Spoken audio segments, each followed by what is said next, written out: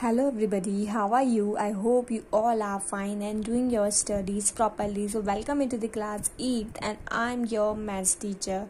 So in previous video we discussed about the sum definitions.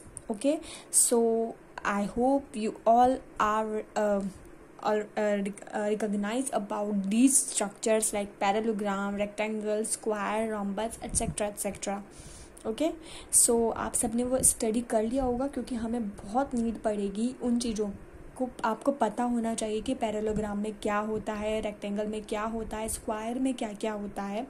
तो वो definitions और उनकी प्रॉपर्टीज़ आपको याद होना बहुत ज़रूरी है इन क्वेश्चंस को सॉल्व करने के लिए। ठीक है, तो अब हम इन क्वेश्चंस को सॉल्व करते हैं। पहले मैं आपको एग्जांपल्स बताऊंगी ताकि आपको एक बार आइडिया हो जाए। एग्जांपल्स मैं आपको बुक से ही बताऊंगी, सॉल्व करवा कर नहीं, क्योंकि फिर हम बहुत पीछे रह जाएंगे। ठीक है, बहुत टाइम लगेगा हमें। मैं शॉर्ट मेथड भी यूज़ करने की ट्राई करूँगी। ठीक है, तो पहला एग्जाम्पल है इन गिवन फिगर बेस्ट। ये आपका कौन सा फिगर है? Best, BEST is a parallelogram. ये क्या है? आपका पैरेललोग्राम। तो आपको क्या करना है? एक्स वाई और जेड की वैल्यू फाइंड करनी है। अच्छा, आपको मैं एक बात बता दूं, पैरेललोग्राम की एक प्रॉपर्टी थी, आप जाकर चेक भी कर सकते हैं कि जो अपोजिट एंगल्स होते हैं वो एक दूसरे के इक्वल होते हैं। यानी बी वाला एंगल एस वाले के इक्वल होगा और टी वाला एंगल ई वाले के इक्वल होगा। ठीक है, तो अब जब बी वाला आपके 100 डिग्री है तो ऑब्वियसली एक्स वाला भी आपके 100 डिग्री होगा, क्योंकि अपोजिट एंगल प्रॉपर्टी के अकॉर्डिंग। ठीक है, अब आपको मैं एक और चीज़ करते हैं। ठीक है, अब जो आपके कौन से एंगल होते हैं बेटा? करस्पॉन्डिंग एंगल या सप्लीमेंट्री एंगल। सप्लीमेंट्री एंगल कौन से होते हैं? जैसे टी का सप्लीमेंट्री एंगल बी है और एक्स का सप्लीमेंट्री एंगल जेड है। तो ये जो सप्लीमेंट्री एंगल होते हैं ना बेटा, इनका ऐड क्या होता है? आपका 180 डिग्री। ठीक है, इन सप्लीमेंट्री, जैसे एस और जेड आपस में सप्लीमेंट्री हैं, टी और बी आपस में सप्लीमेंट्री हैं, तो सप्लीमेंट्री एंगल्स का ऐड क्या होता है? 180 डिग्री। तो जो एक्स और जेड वाला एंगल है ना, उनका ऐड कितना होगा? 180 डिग्री। और आपको पता है एक्स 100 है, क्योंकि अपोजिट एंगल जो है इक्वल होते हैं, तो ये 100 है तो ये भी 100। और जेड आपको निकालना है, तो जेड आपके आ जाएगा 80 डिग्री। ठीक है, तो जेड की वैल्यू आपके आ गई कितनी? 80 डिग्री आ गई। कितनी? 80 डिग्री। अब ये पूरा एंगल 180 डिग्री का होता है। पूरा एंगल जेड और वाई वाला 180 डिग्री का है। जब जेड 180 डिग्री है तो वाई कितना होगा? 100 डिग्री। आ गई बात समझ में कि इसने पूरा क्या बताया? इसने काफ़ी कंफ्यूज करके दिया है, लेकिन मैंने आपको बताया है कि अपोजिट एंगल है, ये 100 है तो ये 100, और सप्लीमेंट्री एंगल यानी ये और ये जो होते हैं 180 डिग्री होते हैं, तो ये दोनों का एडिशन 180 डिग्री है। तो ये 100 है तो ये वाला 80 हो जाएगा। वैसे ये पूरा एंगल 180 होता है। जब जेड 80 है तो वाई जो है आपका 100 डिग्री हो जाएगा। ठीक है, अब हम हमारा क्वेश्चन एग्जाम्पल नंबर 8 स्टडी करते हैं। ठीक है, in a parallelogram ring if M angle R is equal to 70 degree then find out all the other angles. आपको आर वाला दिया हुआ है। पैरेललोग्राम में मैंने अभी बताया अपोजिट एंगल्स इक्वल होते हैं, यानी आर एन के इक्वल है और आई जी के इक्वल है। तो जब आर 70 डिग्री है तो एन भी कितना होगा? 70 डिग्री होगा। अब एक और बात हम देखते हैं, ये जो सप्लीमेंट्री एंगल्स हैं इनका एडिशन कितना होता है? 180 डिग्री। कितना होता है? 180 डिग्री। ये आपका 70 है तो इनका एडिशन भी होगा या 180 डिग्री। ठीक है, तो जब ये 70 है तो ये वाला 180 माइनस 70 होगा। तो मैंने एंगल आई या जी निकालने के लिए क्या किया? 180 माइनस 70, तो ये वाला आठ पे आ गया 110 डिग्री, क्योंकि इन दोनों का एडिशन कितना होगा? 180 डिग्री। एंगल आर और एंगल आई क्या है? एंगल आर और एंगल आई सप्लीमेंट्री एंगल है, और एंगल जी और एंगल एन भी सप्लीमेंट्री एंगल है। ठीक है, या फिर ये दोनों भी सप्लीमेंट्री एंगल है और ये दोनों भी सप्लीमेंट्री एंगल है, और ये दोनों भी और ये दोनों भी, तो इसने इन दोनों को सप्लीमेंट्री कंसीडर किया है। तो ये 70 है तो ये 180 माइनस 70 यानी कि 110 होगा। ठीक है, अब ये वाला 70 है तो ये तो 70 होगा क्योंकि अपोजिट एंगल है। अब जब ये 70 है और ये दोनों सप्लीमेंट्री एंगल हैं तो 180 माइनस 70 यानी कि ये वाला 110 डिग्री होगा। ठीक है, अब आपका एक और दिया हुआ है कि the given figure is a kite beam, find the angle B and angle A. आपको क्या करना है? एंगल बी और एंगल ए फाइंड करना है। तो क्या ये एंगल बी और एंगल ए कैसे? आप इस डायग्राम को ऐसे देख रहे हो, तो ये डायग्राम ऐसा नहीं है बच्चा, ये डायग्राम कुछ ऐसा है। यहाँ पे बनाती हूँ मैं, ये ऐसा ऐसा रेक्टेंगल शेप डायग्राम है ये ऐसा वाला, और ये जो है ऐसे जुड़े हुए हैं आपस में, तो ये बी है और ये ए है और ये एम है और ये आपका ए है, क्या है ये आपका ई। तो ये रेक्टेंगल शेप ही डायग्राम है जिसमें बी और ए ऐसे जुड़े हुए हैं, ऐसे अटैच्ड है, ठीक है। अब आपने देखा है एम, ठीक है। अब आप देखो ये आपका कितना है 84। अब आप एक बात देखो, क्या है ये आपका क्या है, रेक्टेंगल है, ये पूरा रेक्टेंगल है। अब पूरे एंगल्स का एडिशन कितना होता है 360 डिग्री, तो angle M plus angle E plus angle B plus angle A, यहाँ पे इसने लिख दिया एम बी ई और ए, ये जो बीच वाले होते हैं ना वो एंगल होते हैं, तो angle A, angle E, angle B और angle M 360 degree. Angle M अपने को दिया है 84 डिग्री, ठीक है, और एंगल बी अपन ने एक्स कंसीडर किया, एंगल बी ई भी दिया है 76 डिग्री और एंगल ए अपन ने एक्स कंसीडर किया। अच्छा, मैंने दोनों को ही एक्स क्यों कंसीडर किया, एक को एक्स और एक को वाई कंसीडर क्यों नहीं किया, ये क्वेश्चन भी तो बन सकता है, क्योंकि आप जानते हो कि जो एक दूसरे के अपोजिट एंगल्स होते हैं वो इक्वल होते हैं, ये दोनों एक दूसरे के अपोजिट एंगल है, तो अगर ये x होगा तो ये भी x होगा, ये y होगा तो ये भी y होगा। तो जब मैंने इसे x कंसीडर किया है तो मैं इसे भी x कंसीडर करूँगी क्योंकि ये अपोजिट एंगल्स हैं। तो ये देखो मैंने दोनों को x कंसीडर कर दिया, फिर बस क्या था, बस सॉल्व कर दिया और x की वैल्यू फाइंड कर ली। सॉल्व करना तो आप लोगों को आता ही है ये, ठीक है, सॉल्व तो कर ही लेंगे आप। वैसे अब हम क्वेश्चन एग्जाम्पल नंबर 10 देखते हैं। अब ABCD is a trapezium such that AB is parallel to CD। ये एक ट्रपेजियम है, आप सबको पता है कि ट्रपेजियम में क्या होता है, AB और CD जो होते हैं एक दूसरे के पैरेलल होते हैं, ये पैरेलल का साइन है, ठीक है। और आपको ये भी पता है कि चलो आगे देखते हैं कि A और D 2:1 है, ठीक है। आपका जो एंगल ए है और एंगल डी, उनका रेशो क्या है 2:1, ये 2 होगा तो ये 1 होगा। और आपका एंगल बी जो है और आपका एंगल सी जो है उसका रेशो क्या है 7:5, यानी इसने एंगल, ये तो आपका 2x है और ये आपका x है और ये क्या है 7:5 है ना, यानी कि 7y है और 5y है, ठीक है। तो इसने इनके रेशो दिए हुए हैं और उन्होंने इस रेशो को अपन ने ऐसे एज्यूम कर लिया कि ये 2x है तो ये x है, अगर ये 7y है तो ये क्या है 5y है, कंसीडर कर लिया। अब आपको एक बात पता होगी कि ये कौन से एंगल है, सप्लीमेंट्री एंगल है, और सप्लीमेंट्री एंगल यानी कि पड़ोस वाले एंगल कौन से होते हैं, सप्लीमेंट्री। तो इन दोनों का एडिशन कितना होगा 180 डिग्री, तो 2x plus x is equal to 180 degree, 3x is equal to 180 degree और x की वैल्यू यहाँ से निकल गई। वैसे B और C भी सप्लीमेंट्री एंगल है, क्योंकि B और C सप्लीमेंट्री एंगल है तो इन दोनों का एडिशन भी कितना होगा 180 डिग्री, तो 7y plus 5y is equal to 180 degree, 12y is equal to 180 degree और y इज इक्वल टू ये। मैं आपको यहाँ पर क्वेश्चन ऐसे रीड करवा रही हूँ ताकि टाइम कम वेस्ट हो, लेकिन आपको जो एग्जाम्पल वाले क्वेश्चन है वो भी लिख कर ही पढ़ने हैं, उन्हें राइट कर ही सॉल्व करना है। ऐसा नहीं है आप ऊपर से पढ़ लो कि भाई हमारा तो हो गया, ठीक है, आपको अच्छे से राइट करने हैं और फिर क्वेश्चन सॉल्व करने हैं। अब हम एग्जाम्पल नंबर 11 देखेंगे। In the given figure shop, आपका एक फिगर है SHOP, shop is a rectangle, ये आपका रेक्टेंगल है, ठीक है। अब आपको पता है कि रेक्टेंगल के जो डायगोनल्स होते हैं यानी कि जो OS और PH जो होते हैं आपस में इक्वल होते हैं, ठीक है। हमने पढ़ा था कि रेक्टेंगल के डायगोनल क्या होते हैं, आपस में इक्वल होते हैं, ठीक है। ये सारे प्रॉपर्टीज और जो भी हम डेफिनेशंस कल पढ़ के आए थे ना वो आपको याद होनी चाहिए, तभी आपको क्वेश्चन सॉल्व करने में हेल्प होगी, ठीक है। तो डायगोनल्स ये हैं और ये इक्वल होते हैं, हमको पता है। और इसके डायगोनल कहाँ होते हैं, इस मिड पॉइंट पर मिलते हैं। अब ये क्या है, इनका मिड पॉइंट है, तो यानी कि OS और GS क्या है, इक्वल है, ये हाफ ये है हाफ ये है। वैसे ही PG और GH भी इक्वल है, ठीक है। इस मतलब ये चारों आर्म्स इक्वल हैं, PG OS GS ये सारे क्या है इक्वल हैं, क्योंकि ये डायगोनल्स हैं और रेक्टेंगल के डायगोनल क्या होते हैं, इक्वल होते हैं, ठीक है। तो चलो ये दिया हुआ है, ये दिया हुआ है। अब आपको पता है कि PH क्या होता है, OS के इक्वल होता है, क्योंकि डायगोनल क्या होते हैं, इक्वल होते हैं। ये आपकी हो गई इक्वेशन 1। अब ये SG और OS, SG और OG किसके इक्वल होंगे, हाफ SO के, SO का हाफ के ऑब्वियसली। वैसे PG और GH किसके इक्वल होंगे, हाफ PH के, ठीक है। तो इसका मतलब half SO is equal to half PH, इसका मतलब क्या हो गया, half SO is equal to half P H और हाफ एस और पी एच तो आपस में इक्वल है ही सही, तो इसका मतलब इनके हाफ भी आपस में इक्वल होंगे। तो मैंने एस ओ और पी एच को इक्वल कर दिया, क्योंकि एस ओ और पी एच क्या है, डायगोनल्स हैं, और डायगोनल्स रेक्टेंगल के आपस में इक्वल होते हैं, तो इनके हाफ भी तो आपस में इक्वल होंगे, तो मैंने इनके हाफ को भी आपस में इक्वल कर दिया। अब हाफ एस ओ का मतलब क्या है, S G. Half S O को आप एस जी भी राइट कर सकते हैं, देखो इक्वल है। और हाफ पी एच को आप क्या राइट कर सकते हैं, जी एच भी तो राइट कर सकते हैं, तो ये लिख दिया जी एच।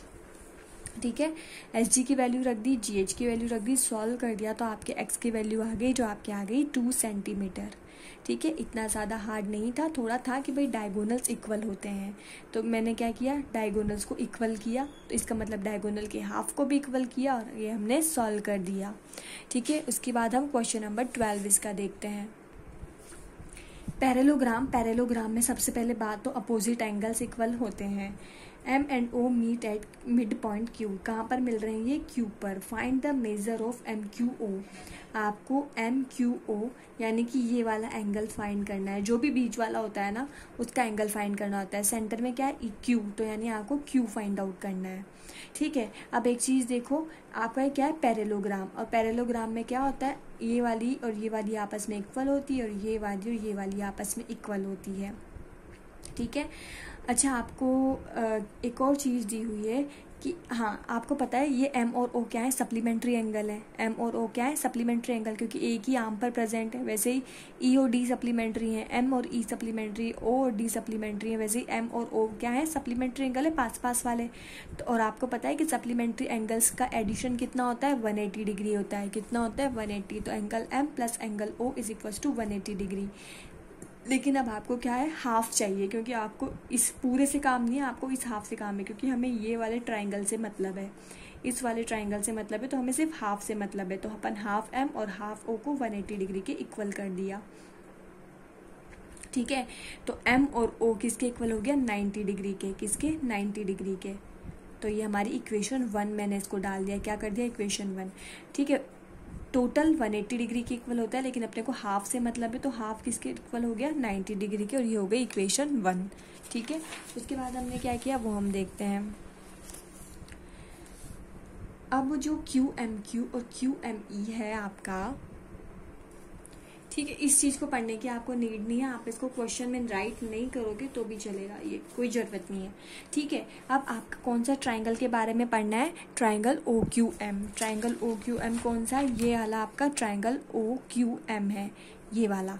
आपको पता है कि ये वाला आपका ट्राइंगल ओ क्यू एम है। आपको पता है कि ट्राइंगल के तीनों एंगल्स जो होते हैं उनका एडिशन कितना होता है, 180 डिग्री। मैं बहुत बार बता चुकी हूँ कि तीनों एंगल किसके इक्वल होते हैं, ट्राइंगल के 180 डिग्री के। तो angle M plus angle Q plus angle O किसके इक्वल होगा, 180 डिग्री के। तो यहाँ पर कौन सा एंगल, क्यू एम ओ। ठीक है, क्यू ओ एम बी। ठीक है, जो एंगल हम ले रहे हैं उसे बीच में, पहले हम एम एंगल लेंगे, तो क्यू एम ओ प्लस फिर ओ एंगल यानी कि Q O M plus M Q O. ये तीनों एंगल किसके इक्वल हो गए, 180 डिग्री के। तो मैंने क्या किया, क्यू एम ओ यानी कि M angle, Q O M यानी कि O angle, M Q O यानी कि क्यू एंगल किसके इक्वल होंगे, 180 डिग्री के। अब आपको पता है कि Q M O plus O Q M, equation 1 अभी अपन ने लिखी थी, उसके इक्वल ये दोनों किसके इक्वल हैं, 90 डिग्री के। अभी देखो इसके पेज चेंज करके देखो, और ये एज इट इज़। तो M O Q equal to 180 minus 90, और एम ओ क्यू की वैल्यू आ गई आपके एम क्यू ओ की 90 डिग्री। ठीक है, आ गई बात समझ में कि इसमें क्या किया। ठीक है, वैसे अब हम एग्जाम्पल 13 देखते हैं। In a rectangle A B C D find triangle angle A O D और ए डी ओ। ये आपका रेक्टेंगल है। रेक्टेंगल में ईच एंगल कितने का होता है, 90 डिग्री का होता है। ठीक है, आपको पता होगा। अच्छा, एक और चीज़ मैं आपको दिखाती हूँ कि आपको क्या बताना है, ए ओ डी यानी कि आपको एक तो ये वाला एंगल बताना है, और एक ए डी ओ यानी कि आपको एक ये वाला एंगल बताना है। ठीक है, ये एंगल आपको बताने हैं। ठीक है, आ गई बात समझ में। तो ये क्वेश्चन इसने काफ़ी लेंथी दे रखा है, लेकिन ये बहुत ईजी है समझना। समझाती हूँ मैं आपको क्या है। देखो, आप सबको पता है कि जो रेक्टेंगल होते हैं उसके डायगोनल्स क्या होते हैं, इक्वल होते हैं। तो यानी कि बी डी और ए सी आपस में इक्वल है, तो ए सी और बी डी आपस में इक्वल है जब। ठीक है, जब AC और BD आपस में इक्वल है तो इनके हाफ भी आपस में इक्वल होंगे, यानी कि हाफ AC और हाफ BD भी आपस में इक्वल होंगे। ठीक है, अब हाफ AC का मतलब OC, हाफ ये AC है तो इसका हाफ का मतलब OC, तो इसको OC देख सकती हूँ मैं। और हाफ BD का हाफ कितना है OB, तो मैं इसे OB लिख सकती हूँ। अब आप समझ गए कि आपका OC और OB आपस में इक्वल है, यानी ये वाली आर्म और ये वाली आर्म आपस में इक्वल है। जब ये दोनों आर्म्स आपस में इक्वल हैं तो एंगल C और एंगल B भी आपस में इक्वल होंगे, यानी कि एंगल BOCB और एंगल OBC भी आपस में इक्वल होंगे। तो मैंने एंगल OCB और एंगल OBC भी आपस में इक्वल है। तो आपको पता है ये C 50 डिग्री है, यानी ये भी आपका कितना हो गया 50 डिग्री। OBC भी 50 डिग्री हो गया आपका, क्योंकि आपका OCB क्या है 50 डिग्री। अब ये एक ट्राइंगल है, क्या है ये आपका एक ट्राइंगल, और ट्राइंगल के तीनों का एडिशन किसके इक्वल होता है 180 डिग्री के। तो मैंने OCB OBC plus BOC OCB plus BOC इसको 180 डिग्री के, ये और ये आपका 50 डिग्री है और ये BOC, तो आपकी BOC की वैल्यू आ गई 80 डिग्री, यानी आपके BOC यानी इसकी वैल्यू आ गई आपके 180 डिग्री। जब ये वाला 180 डिग्री है तो ये वाला भी 180 डिग्री होगा, दोनों इक्वल ही तो हैं।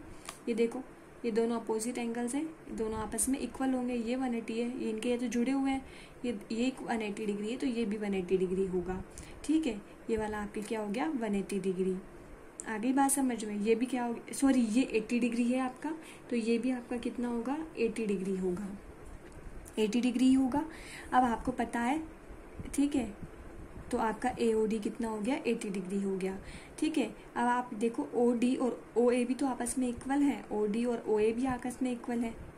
ठीक है, इक्वल है ना, ये आपके AD। अब आपके AD जो है पैरेलल है BC के, ये AD आपके BC के पैरेलल है। ठीक है, AD और BC क्या है आपके इक्वल है, तो इसका मतलब आपका जो ADB है वो किसके इक्वल होगा CBD के, यानी D और B भी आपस में इक्वल होंगे। ठीक है, आपकी देखो AD और BC आपस में इक्वल हैं, तो आपका एंगल D और एंगल B भी आपस में इक्वल होंगे। फिर B आपका 50 डिग्री है तो इसका मतलब D भी आपका 50 डिग्री होगा। ठीक है, और इसका मतलब आपके एंगल A और एंगल C भी आपस में इक्वल होंगे। तो एंगल C आपका 50 डिग्री है तो आपका एंगल A भी 50 डिग्री होगा, क्योंकि ये दोनों आर्म्स आपस में इक्वल हैं तो इन दोनों आर्म्स के एंगल्स भी क्या होंगे आपस में इक्वल होंगे। जैसे यहाँ पर हमने किया था, दोनों आर्म्स आपस में इक्वल थी तो इनके एंगल्स भी आपस में इक्वल थे, वैसे AD और AC आपस में इक्वल होती हैं तो इनके एंगल्स भी आपस में इक्वल होंगे। ठीक है, ये 50 है तो ये 50 होगा, ये 50 है तो ये 50 होगा, और ये दोनों आपस में इक्वल होंगे तो ये 80 डिग्री होगा। आगे बात समझ में। अब हम हमारा क्वेश्चन नंबर एग्जाम्पल नंबर 14 देखते हैं। ये आपका कोई रेक्टेंगल दिया हुआ है, आप सबको पता है। ठीक है, as shown figure diagonal meet at O, if OR ये OT ये, तो आपको ये फाइंड करना है। तो देखो ये बहुत इजी क्वेश्चन है, आपके डायगोनल्स आपस में इक्वल होते हैं, यानी कि मैं यहाँ पे बताती हूँ कि आपका TE किसके इक्वल होगा आपके NR के। जब आपके TE और NR इक्वल हैं तो हाफ TE और हाफ NR भी इक्वल होंगे। आगे बात समझ में, जब ये इक्वल है तो हाफ TE और हाफ NR भी इक्वल होंगे। और हाफ TE का हाफ क्या है OT, यानी कि आपका OT भी किसके इक्वल होगा, और NR का हाफ क्या है OR के। ठीक है, तो OT की वैल्यू क्या है 3x + 1, ये लिख दी मैंने 3x + 1। OR की वैल्यू क्या है 2x + 4। इन दोनों को इक्वल करके सॉल्व कर लो, आपके x की वैल्यू आ जाएगी 3। ठीक है, बहुत इजी क्वेश्चन था। वैसे ही इन द गिवन फिगर आपको पैरेलोग्राम दिया है, given OE 5 more than n। ठीक है, आपको एक पैरेलोग्राम दिया हुआ है। आप सबको पता है पैरेलोग्राम में अपोजिट एंगल्स इक्वल होते हैं। ठीक है, OE आपको 4 सेंटीमीटर दिया है, क्या OE आपको 4 सेंटीमीटर दिया है। ठीक है, और आपको पता है तो आपका जो OP आल्सो इज़ 4 वाई। ठीक है, OE आपको 4 दिया है तो आपको OP भी आपका बेटा 4 ही होगा। वो कैसे होगा हम देखते हैं। ठीक है, आप सबको पता है कि जो डायगोनल होते हैं बेटा, दोनों ये जो डायगोनल्स होते हैं आपके एक मिड पॉइंट पे मिलते हैं। कहाँ मिलते हैं, हमेशा मिड पॉइंट पे क्रॉस करते हैं। तो अगर आपका OE 4 है ना बेटा, तो आपका OP भी 4 होगा। ठीक है, आपका क्या दिया हुआ है, आपको OE 4 दिया हुआ है, क्या दिया हुआ है OE 4 दिया हुआ है। ठीक है, तो आपका OP भी कितना होगा 4, क्योंकि डायगोनल हमेशा मिड पॉइंट पे मिलते हैं। तो PE कितना हो जाएगा 8, क्योंकि OE भी 4 है OP भी 4 है, तो PE हो गया आपका 8। ठीक है, अब आपको दिया है कि आपका HL जो है वो OE से 5 ज़्यादा है, तो HL कितना है, HL क्या है आपका PE से 5 ज़्यादा है, तो PE कितना 8, तो HL कितना हो गया इससे 5 ज़्यादा, यानी कि 8 + 5 13, तो HL की वैल्यू अपने पास आ गई 13। अब फाइंड OH, OH आपको निकालना है OH। आप सबको पता है कि डायगोनल हमेशा मिड पॉइंट पे मिलते हैं। HL 13 है तो OH कितना होगा इसका हाफ, तो ये 13 को मैंने हाफ से मल्टीप्लाई कर दिया तो OH आ गया आपके 6.5 सेंटीमीटर। ठीक है, आ गया होगा समझ में। आप इस टेबल को लर्न कर लेना, आपको पता लग जाएगा कि किस में क्या एंगल इक्वल होते हैं। जैसे ऑल साइड्स इक्वल, पैरेललोग्राम में ऑल साइड्स इक्वल नहीं होती, रेक्टेंगल में नहीं होती, लेकिन रोम्बस और स्क्वायर में ऑल साइड्स इक्वल होती है। तो आप इससे पता लग जाएगा कि किस में क्या इक्वल होता है, किस में एंगल इक्वल होते हैं, किस में ट्रेपीजियम में क्या होता है, काइट में क्या होता है। या तो आप इस टेबल को लर्न कर लो या फिर आप डेफिनेशन सर्च कर लो, वो और भी अच्छा है, आपको सब पता लग जाएगा। कल अब हम एक्सरसाइज 3.2 के क्वेश्चन सॉल्व करेंगे, क्योंकि हम एग्जाम्पल कर चुके हैं, मैंने आपको समझा दिए हैं, तो आप इन सबको अच्छे से राइट डाउन करके प्रैक्टिस करना। ठीक है, ऐसे ही नहीं आप ऊपर से पढ़ लें। अगर एग्जाम्पल में कुछ समझ नहीं आया तो आप मुझसे कमेंट सेक्शन में पूछ लेना, और एक और बात, यूट्यूब के कमेंट सेक्शन में नहीं, क्लासरूम के कमेंट सेक्शन में, जहाँ पर आपको लिंक शेयर किया जाता है। ठीक है, ओके ना। So thank you everyone, stay home, stay safe and bye bye.